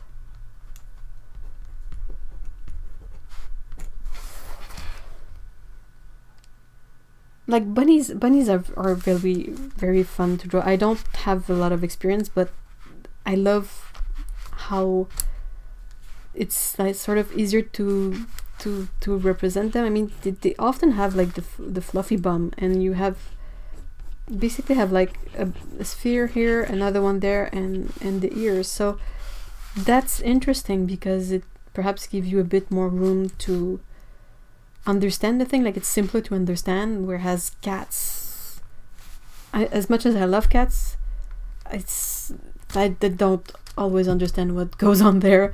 And even when I look at mine, and even when I touch them and bother them and like try to figure it out, it's still not super easy. So perhaps the smaller pets, like it's easier because the things you group together, like a hamster, you don't really see as much of the parts of the leg, maybe as just, you know, like a chubby part, and then the feet. So that can be easier to learn. Alright, so I guess that's it for today. I did not get to put some watercolors on these, but I don't think that they warrant it necessarily. I think I'm gonna have to do a lot more studies of like hairless cats, just so I can understand better like the shapes and the volumes and how things look under the fur, and then me be more efficient when I draw things before adding the fur.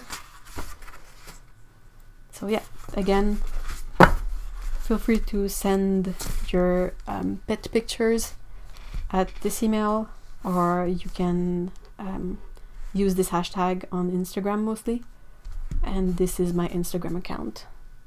And all pets are welcome, except maybe bugs. But if you have like a big scarab if you have a spider, please do not send me spider pictures. But if you have like a big scarab, that's okay. I'm okay with big scarab. But spiders, like, they're pretty neat, but they still give me the creeps when I look at them. So thanks a lot, everyone, and I hope you have a great long weekend and a great time, and try not to eat too much chocolate. So see you next Saturday, and take care. Bye bye.